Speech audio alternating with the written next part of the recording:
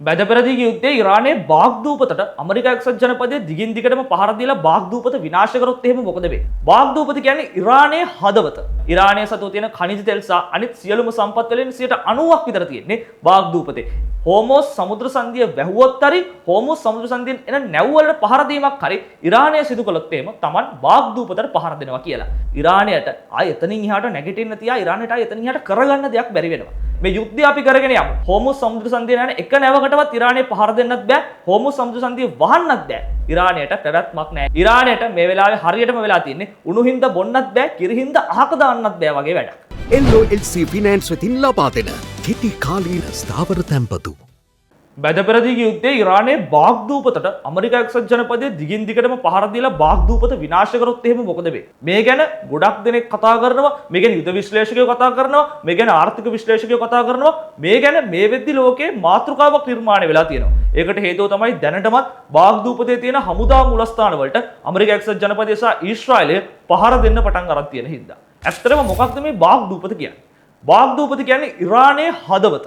ඉරානයේ යටතේ පාලනය වෙන ඉරානයේ පර්ස් එක කියලා මම බාග්දූපත හැඳින්වුවොත් ඒකේ කිසිම වැරද්දක් නැහැ. ඒකට හේතුව තමයි ඉරානයේ සතුව තියෙන khනිජ තෙල් සහ අනිත් සියලුම සම්පත් වලින් 90% විතර තියෙන්නේ බාග්දූපතේ. එතකොට ඉරානය සම්පූර්ණයෙන්ම Tamanගේ රට ආර්ථිකමය වශයෙන් ඉස්සරහට අරගෙන යන්නේ මේ බාග්දූපත හරහා. ඒක අද ඊයේ ඉඳලා සිද්ධ වෙච්ච දෙයක් නෙවෙයි. දැන් අවුරුදු ගණනාවක් තිස්සේ ඉඳලා සිද්ධ වෙන දෙයක්. එතකොට මේ ඉරානයේ හදවත බඳු බාග්දූපතට ඇමරිකා එක්සත් ජනපදයේ පහර දෙනවා කියලා කියන්නේ ඇයි? එකක් ඇමරිකා එක්සත් ජනපදය සහ ඉරානය අතර මේ වෙද්දී ඇති වෙලා තියෙන යුද්ධය. දෙවැනි කාරණාව තමයි හෝමුස් සමුද්‍ර සංධිය. මේ වීඩියෝ එක බලන ගොඩක් දෙනෙක් අනිවාර්යයෙන්ම හෝමුස් සමුද්‍ර සංධිය ගැන අහලා ඇති, දැනුවත් ඇති. මොකද මේ දවස්වල වැඩිපුරම අපි කතා කරනවා හෝමුස් සමුද්‍ර සංධිය වැහුවොත් මොකද වෙන්නේ? හෝමුස් සමුද්‍ර සංධිය හරහා එන නැව් වලට ඉරානය බලපෑම් කරොත් මොකද වෙන්නේ කියලා. මේ ප්‍රශ්නෙටම තමයි ඇමරිකා එක්සත් ජනපදයේ උත්තරයක් විදිහට කියන්නේ හෝමෝස් සමුද්‍ර සංධිය වැහුවොත් හරි හෝමෝස් සමුද්‍ර සංධියෙන් එන නැව් වලට පහර දීමක් හරි ඉරානය සිදු කළොත් එහෙම Taman බාග්දූපතට පහර දෙනවා කියලා. මේ බාග්දූපතේ තියෙන ස්වභාවික සංචිතවලට ඇමරිකා එක්සත් ජනපදයේ සහ ඊශ්‍රායලය පහර දුන්නොත් එහෙම ඉරානයට ආය එතනින් එහාට නැගිටින්න තියා ඉරානයට ආය එතනින් එහාට කරගන්න දෙයක් බැරි වෙනවා.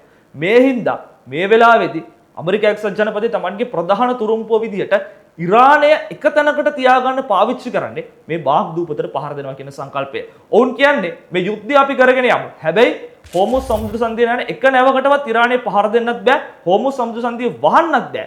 එහෙම මොනවා හරි කරොත් අපි අනිවාර්යෙන්ම බාග්දූපතට පහර දීලා බාග්දූපත විනාශ කරලා දානවා. බාග්දූපත විනාශ කරොත් ඉරානයට පැවැත්මක් නැහැ කියන එක. ඉරානයට මේ වෙලාවේ හරියටම වෙලා තියෙන්නේ උණු හින්දා බොන්නත් බෑ, කිරි හින්දා අහක දාන්නත් බෑ වගේ වැඩක්. මොකද උන්ට බාග්දූපතත් අවශ්‍යයි. ඒ වගේම යුද්ධය කරගෙන යන්න නම් යුද්ධයේ වාසිය ලබා ගන්න හෝමුස් සමුද්‍ර සංධිය හරහා නැව් යන එක නවත්තන්නත් ඉරානයට අවශ්‍ය වෙලා තියෙනවා. නමුත් ඉරානයට මේ වෙලාවේ වටින්නේ යුද්ධය දිගටම කරගෙන යන ඇමරිකා එක්සත් ජනපදයට තර්ජනයක් එල්ල කරන එකද? එහෙමත් නැත්නම් තමන්ගේ අනාගතය රැක ගන්න බාග්දූපත ආරක්ෂා කර ගන්න එකද? ඉදිරි සති කිහිපයේදී අපට මේක අනිවාර්යෙන්ම දැක ගන්නට හැකියාව ලැබේ.